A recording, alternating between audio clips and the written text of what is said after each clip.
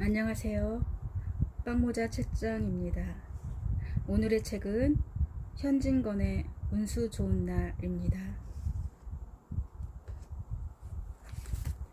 새침하게 흐린 날이 눈이 올 듯 하더니 눈은 안 오고 얼다가만 비가 추적추적 내렸다.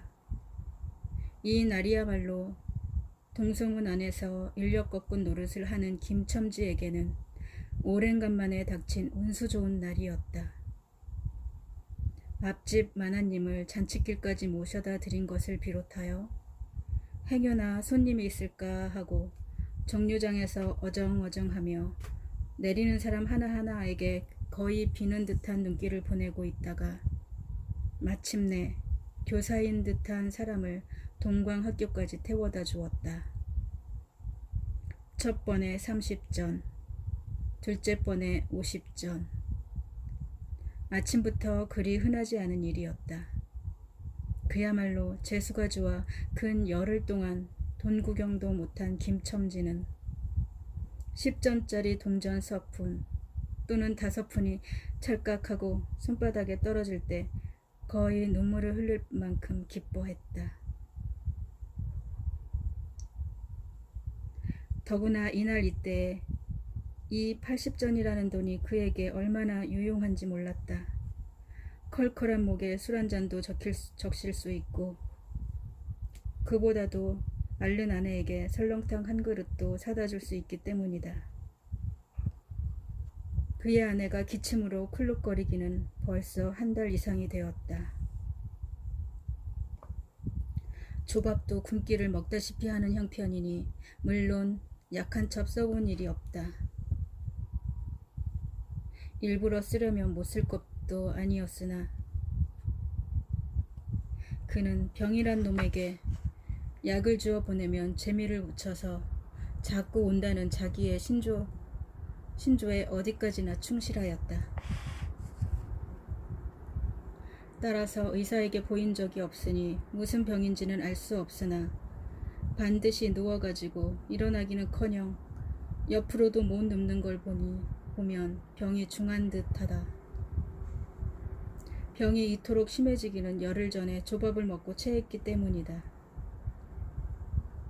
그때도 김첨지가 오래간만에 돈을 얻어서 좁쌀 한 대와 10전짜리 나무 한 단을 사다 주었더니 김첨지의 말에 의하면 천방지축으로 냄비에 넣고 끓였다.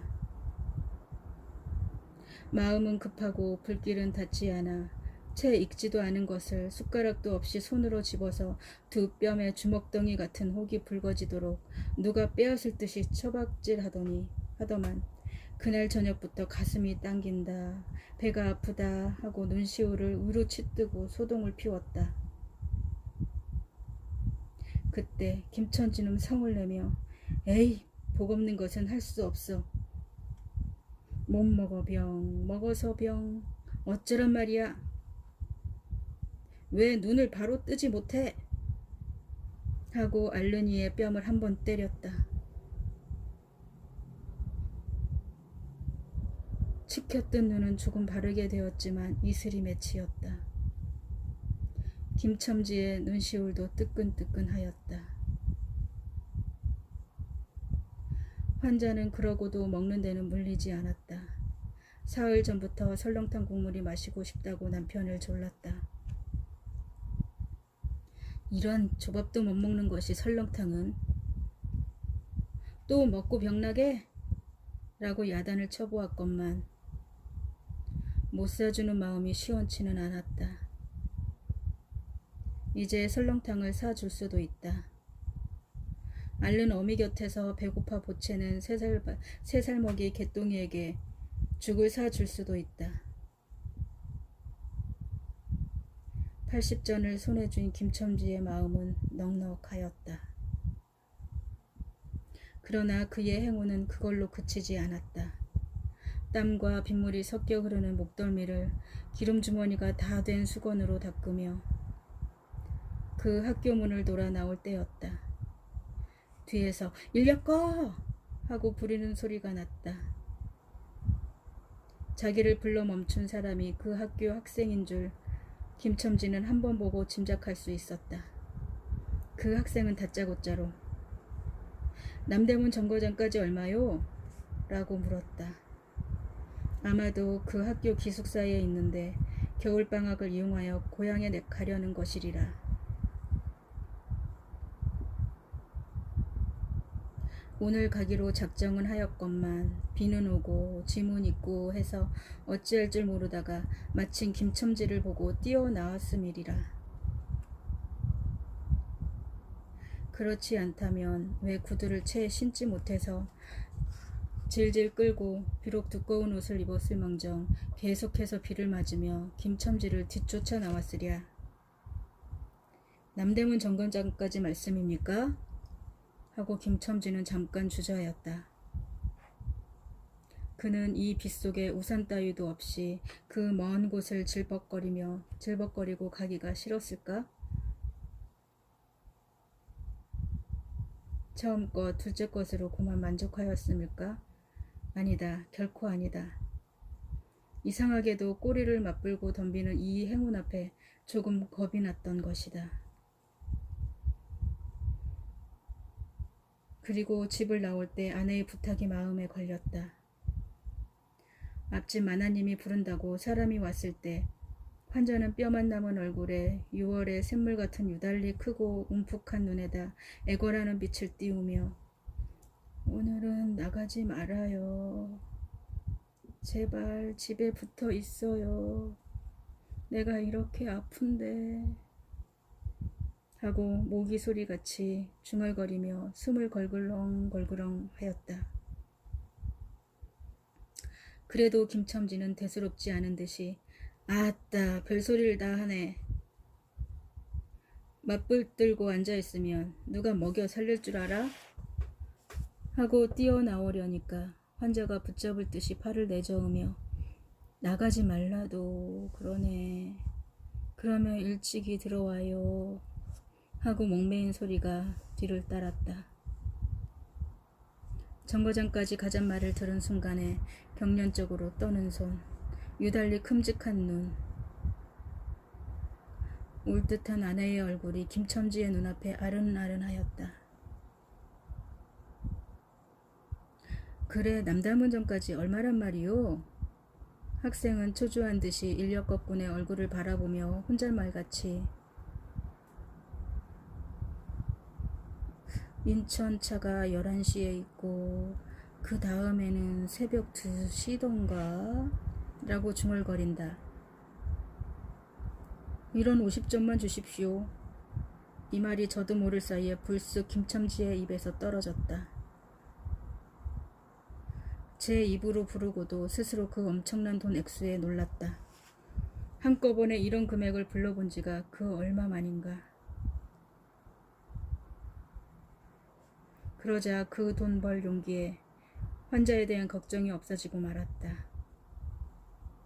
설마 오늘 안으로 어떠랴 싶었다. 무슨 일이 있더라도 첫 번째, 두 번째 행운을 곱한 것보다도 오히려 배로 많은 이 행운을 놓칠 수 없다 하였다. 이런 50조는 너무 과한데. 이런 말을 하며 학생은 고개를 기웃거렸다.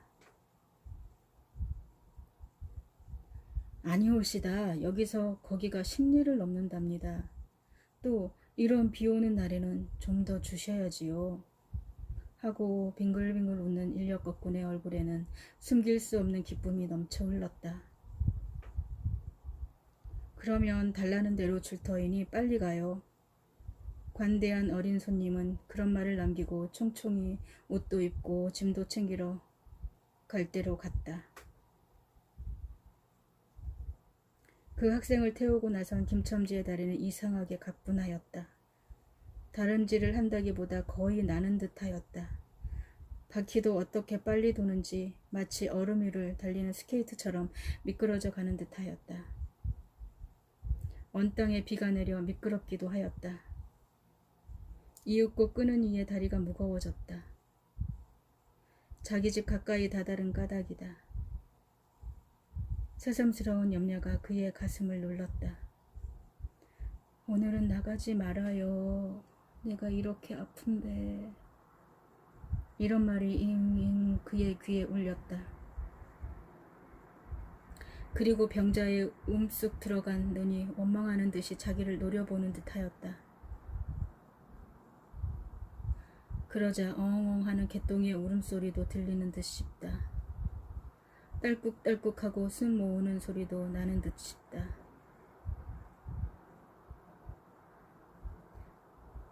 왜 이러오? 기차 놓치겠구먼. 하고 탄 이의 초조한 부르짖음이 간신히 그의 귀에 들려왔다. 언뜻 깨달으니 김첨지는 인력거체를 준 채 길 한복판에 엉거주춤 멈춰있지 않은가.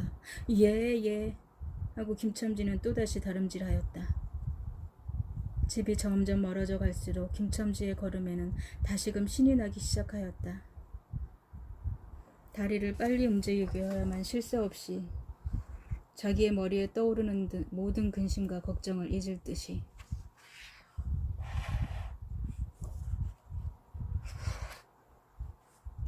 정거장까지 끌어다주고 그 깜짝 놀란 1원 50전을 정말 제 손에 주니 10리나 되는 길을 비를 맞아가며 질퍽거리고 온 생각이 아니하고 거저 얻은 듯이 고마웠다. 졸부나 된 듯이 기뻤다. 제 자식벌밖에 안 되는 어린 손님에게 몇 번 허리를 굽히며 안녕히 다녀오십시오 라고 깍듯이 인사하였다. 그러나 빈 인력거를 털털거리며 이 빗속에 돌아갈 일이 아득하였다. 노동으로 하여 흐른 땀이 식어지자 굶주린 배에서 물 흐르는 옷에서 어슬어슬 한기가 솟아나기 시작하며 1원 50전이라는 돈이 얼마나 괜찮고 괴로운 것인 줄 절실히 느꼈다. 정거장을 떠나는 그의 발길은 힘이 없었다.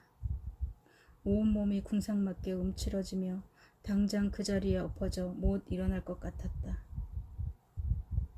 어떻게 이 비를 맞으며 빈 인력거를 털털거리고 돌아간담. 그는 몹시 화를 내며 누구에게 반항이나 하는 듯이 소리를 지르며 불평스럽게 떠들었다. 그럴 즈음에 그의 머리엔 또 새로운 빛이 비쳤다. 그것은 이러고 갈 게 아니라 이 근처를 빙빙 돌며 차 오기를 기다리면 또 손님을 태우게 될는지도 몰라 란 생각이었다. 오늘 운수가 괴상하게도 좋으니까 그런 요행이 또 한 번 없으리라고 누가 장담하랴. 꼬리를 잡고 오는 행운이 꼭 자기를 기다리고 있다는 내기를 해도 좋을 만한 믿음을 얻게 되었다. 그렇지만 정거장 인력거꾼의 재촉이 무서워 정거장 앞에 서 있을 수가 없었다. 그래서 그는 이전에도 여러 번 해본 일이라 바로 정거장에서 조금 떨어져서 사람 다니는 길과 전차길 틈에 인력거를 세워놓고 자기는 그 근처를 빙빙 돌며 지켜보기로 하였다. 얼마 만에 기차가 오자 수십 명이나 되는 사람이 정류장으로 쏟아져 나왔다. 그 중에서 손님을 찾던 김첨지의 눈에 서양식 머리에 뒤급이 높은 구두를 신고 망토까지 두른 기생인 듯 방탕한 여학생인 듯한 여자가 눈에 띄었다. 그는 조심스럽게 그 여자의 곁으로 다가들었다. 아씨, 인력거 안 타시나요?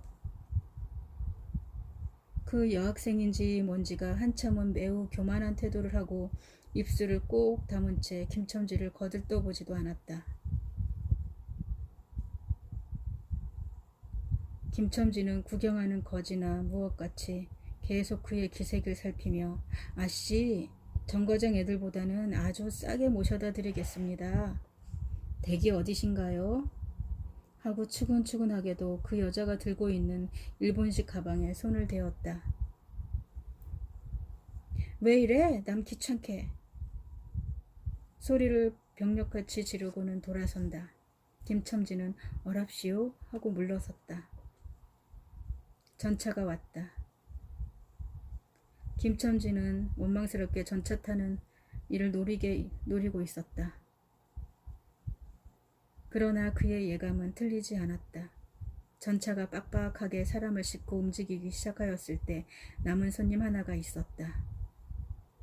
굉장하게 큰 가방을 들고 있는 걸 보면 아마 붐비는 차 안에 짐이 크다 하여 차장에게 밀려 내려온 눈치였다. 김첨지는 그에게 다가갔다. 인력거를 타시겠어요? 한동안 값으로 실랑이를 하다가 60전에 인사동까지 태워다 주기로 하였다. 인력거가 무거워지면 그의 몸은 이상하게도 가벼워졌고, 그리고 또 인력거가 가벼워지면 몸은 다시금 무거워졌는데 이번에는 마음조차 초조해 온다. 집의 광경이 자꾸 눈앞에 어른거리어 이젠 행운을 바랄 여유도 없었다. 나무 등걸이나 무엇만 같고 제 것 같지도 않은 다리를 연신 꾸짖으며 갈팡질팡 뛰는 수밖에 없었다. 저놈의 인력거꾼이 저렇게 술이 취해가지고 이 질퍽한 땅에 어찌 가노 하고 길 가는 사람이 걱정을 할 만큼 그의 걸음은 황급하였다.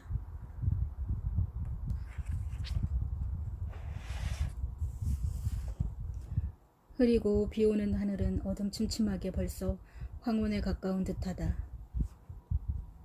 창경원 앞까지 다다라서야 그는 턱에 닿는 숨을 돌리고 걸음도 늦추었다. 한 걸음, 두 걸음 집이 가까워 올수록 그의 마음은 이상하게 누그러졌다. 자기를 덮친 무서운 불행이 가까이 닥쳐온 것을 두려워하는 마음에서 오는 것이다. 그는 불행이 닥치기 전에 시간을 얼마쯤이라도 늘리고 싶었다. 기적에 가까운 벌이를 하였다는 기쁨을 할 수만 있다면 오래 지니고 싶었다. 그는 두리번 사방을 살피었다. 그 모양은 마치 자기 집, 곧 불행을 향하고 달려가는 제 다리를 제 힘으로는 도저히 어찌할 수 없으니 누구든지 나를 좀 잡아달라고, 구해달라고 하는 듯하였다. 그럴 즈음에 마침 길가 선술집에서 친구 시삼이가 나온다. 그의 우글우글 살찐 얼굴과 얼굴이 바짝 말라서 여기저기 고랑이 파인 김첨지의 풍채하고는 기이하게 달랐다.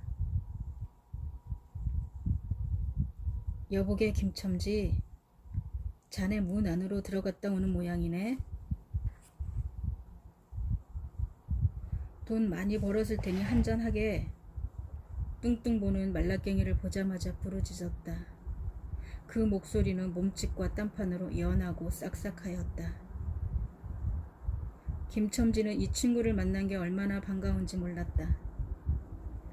자기를 살려준 은인이나 무엇같이 고맙기도 하였다. 자네는 벌써 한잔한 모양일세. 자네도 재미가 좋아 보이네. 하고 김첨지는 얼굴을 펴서 웃었다. 아따, 재미 안 좋다고 술 못 먹을 건가. 그런데 여보게, 자네 온몸이 어째 물독에 빠진 생쥐 같은가? 어서 이리 들어와 말리게. 선술집은 훈훈하고 따뜻하였다. 추어탕을 끓이는 솥뚜껑을 열 때마다 뭉게뭉게 떠오르는 흰 김. 석쇠에서 빠지지 구워지는 쇠고기 구이며 제육, 간, 콩팥, 북어, 빈대떡이 너저분하게 늘어놓은 안주 탁자에 김첨지는 갑자기 속이 쓰려 견딜 수 없었다. 우선 양이 많은 빈대떡 2개를 먹기로 하고 추어탕을 한 그릇 청하였다. 줄인 배는 음식 맛을 보더니 더욱더욱 허기가 밀려왔다. 순식간에 두부와 미꾸라지 든 국 한 그릇을 그냥 물같이 들이키고 말았다. 첫째 그릇을 받아들었을 때 데우던 막걸리 곱빼기 2잔이 더 왔다. 치삼이와 같이 마시자 비었던 속이라 찌르르 하고 창자에 퍼지며 얼굴이 화끈하였다. 눌러 곱빼기 한 잔을 또 마셨다.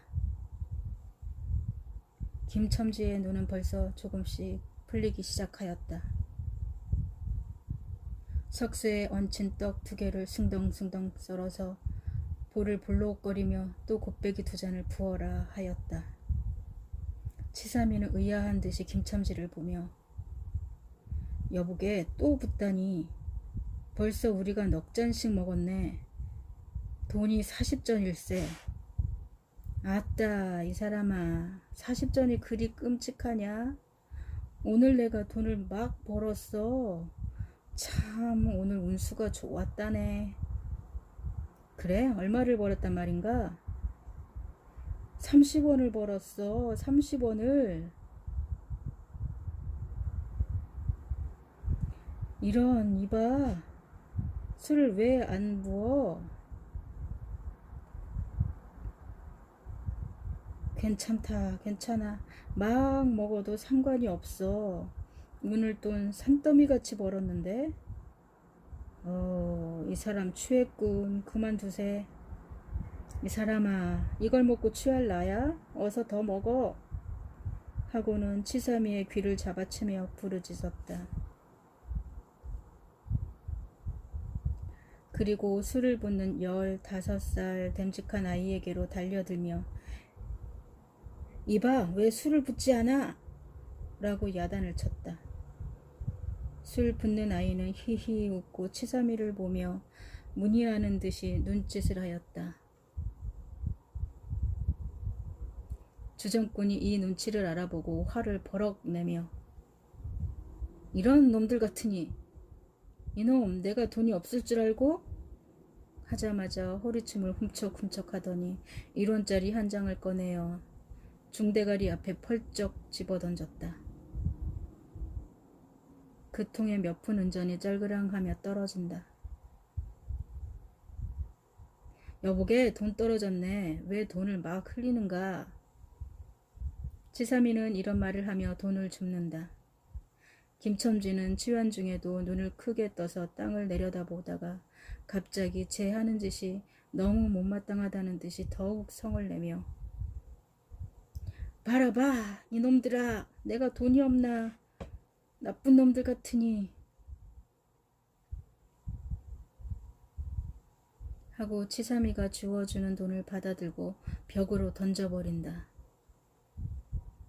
벽에 맞아 떨어진 돈은 다시 술 끓이는 양푼에 떨어지며 정당한 매를 맞는다는 듯이 쨍 하고 울었다.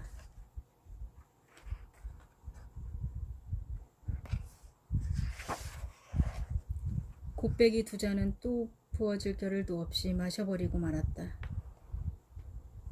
김첨지는 입술과 수염에 붙은 술을 빨아들이고 나서 매우 만족한 듯이 그 술립송이 수염을 쓰다듬으며 또 부어 또 부어 라고 외쳤다. 또 한 잔 먹고 나서 김첨지는 치삼이와 어깨를 치며 껄껄 웃는다. 그 웃음소리가 어찌나 컸던지 술집에 있는 이의 눈이 모두 김첨지에게로 몰렸다. 웃는 이는 더욱 웃으며 여보게 치삼이 내 우스운 이야기 하나 할까? 오늘 손님을 태우고 정거장까지 가지 않았겠나? 그래서? 갔다가 그냥 오기가 서운해서 전차 정류장에서 얼음얼음하며 손님 하나를 태울 궁리를 하지 않았나? 거기 마침 마나님이신지 여학생이신지 요사이 어디 막 되먹은 계집과 아가씨를 구별할 수가 있던가? 망토를 입고 비를 맞고 서 있겠지? 슬근슬근 가까이 가서 인력거를 타시겠어요? 하고 손가락을 받으려니까 내 손을 탁 뿌리치고 획 돌아서더니만 왜 남을 귀찮게 굴어? 하는데 그 소리야말로 꾀꼬리 소리지. 허허.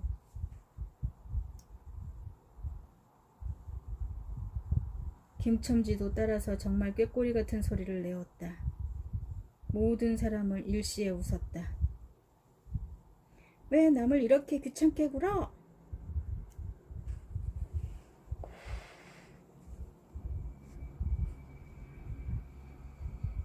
누가 저를 어쩌기라도 하나? 왜 남을 귀찮게 굴어? 어이구, 소리가 채신도 없지. 허허. 웃음소리들은 높아졌다. 그런 그 웃음소리들이 사라지기 전에 김첨지는 훌쩍훌쩍 울기 시작하였다.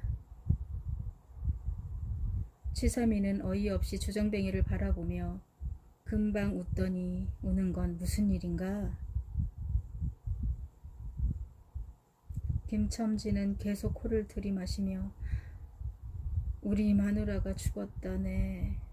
뭐? 마누라가 죽다니? 언제? 이놈아, 언제는 오늘이지. 예끼 이 사람아, 거짓말 마라. 거짓말은 왜? 참말로 죽었어. 참말로. 마누라 실체를 집에 눕혀놓고 내가 술을 먹다니. 내가 죽일 놈이야, 죽일 놈이야. 하고 김첨지는 엉엉 소리내어 운다. 치삼이는 흥이 조금 깨어지는 얼굴로 이 사람아, 참말을 하나 거짓말을 하나 그러면 집으로 가세 하고 우는 이의 팔을 잡아당기었다. 치삼이의 끄는 손을 뿌리치더니 김첨지는 눈물이 글썽글썽한 눈으로 싱그레 웃는다. 죽기는 왜 죽어? 샌때같이 살아있단다. 그 사람이 밥을 죽이지. 이제 나한테 속았다. 하고 어린애처럼 손뼉을 치며 웃는다. 이 사람이 정말 미쳤단 말인가? 나도 아주머니가 앓는단 말은 들었었는데 하고 치삼이도 어떤 불안을 느끼는 듯이 김첨지에게 얼른 돌아가라고 권하였다. 안 죽었어. 안 죽었대도 그래. 김첨지는 화를 내며 확신있게 소리를 질렀으나 그 소리엔 안 죽은 것을 믿으려고 애쓰는 마음이 있었다. 기어이 1원어치를 채워서 곱빼기를 한 잔씩 더 먹고 나왔다. 구준비는 계속해서 추적추적 내린다. 김첨지는 취중에도 설렁탕을 사가지고 집에 다다랐다. 집이라 해도 물론 셋집이요. 또 집 전체를 세든 게 아니라 안과 뚝 떨어진 행랑방 한 칸을 빌린 것인데 물을 길어대고 한 달에 1원씩 내며 사는 것이다.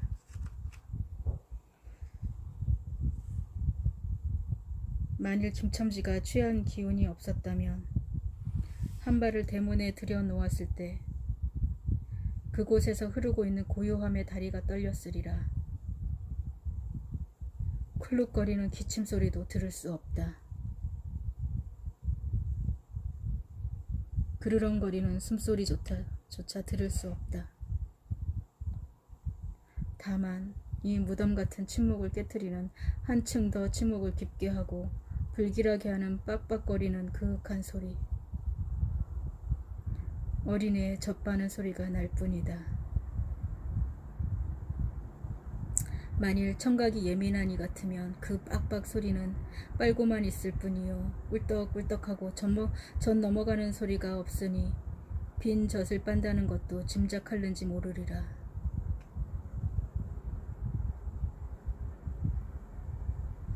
혹은 김첨지도 이 불길한 침묵을 짐작했는지도 모른다. 그렇지 않으면 대문에 들어서자마자 전에 없이 이봐, 남편이 들어오는데 나와보지도 않아? 하고 고함을 쳤을 것이다. 이 고함이야말로 제 몸을 덮쳐오는 무시무시한 느낌을 쫓아버리려는 허풍인 까닭이다. 하여간 김첨지는 방문을 왈칵 열었다. 속을 메스껍게 하는 역겨운 냄새가 난다. 빨지 않은 기저귀에서 나는 똥냄새와 오줌 냄새, 가지각색 때가 켜켜이 앉은 옷 냄새, 환자의 땀 썩은 냄새가 무딘 김첨지의 꼭 코를 찔렀다. 방 안에 들어서며 설렁탕을 한 구석에 놓을 사이도 없이 주정꾼은 목청을 있는 대로 다 내어 후통을 쳤다. 이봐, 밤낮 누워만 있으면 제일이야. 남편이 와도 일어나지를 못해? 라는 소리와 함께 발길로 느은이의 다리를 세게 찼다. 그러나 발길에 채이는 건 사람의 살이 아니고 나무 등걸과 같은 느낌이었다. 이때 빽빽 소리가 응아 소리로 변하였다. 개똥이가 물었던 젖을 빼고 운다. 운데도 온 얼굴을 찡그려서 운다는 표정을 할 뿐이다. 응아 소리도 입에서 나는 게 아니고 마치 뱃속에서 나는 듯하였다. 울다가 목도 잠겼고 또 울 기운조차 다 빠진 것 같다.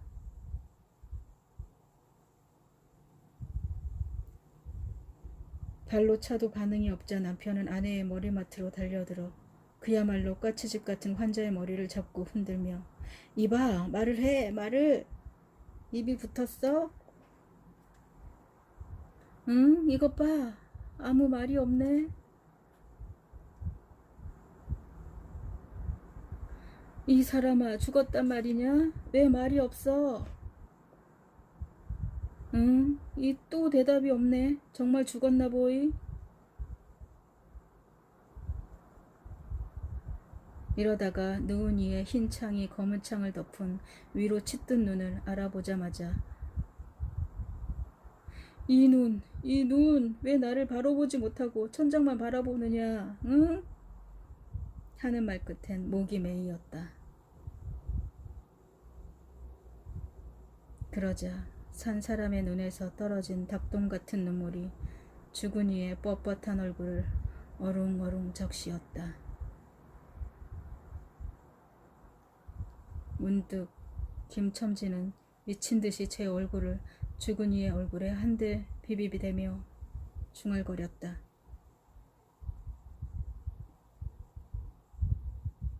설렁탕을 사다 놓았는데 왜 먹지를 못하니? 괴상하게도 오늘은 운수가 좋다니만.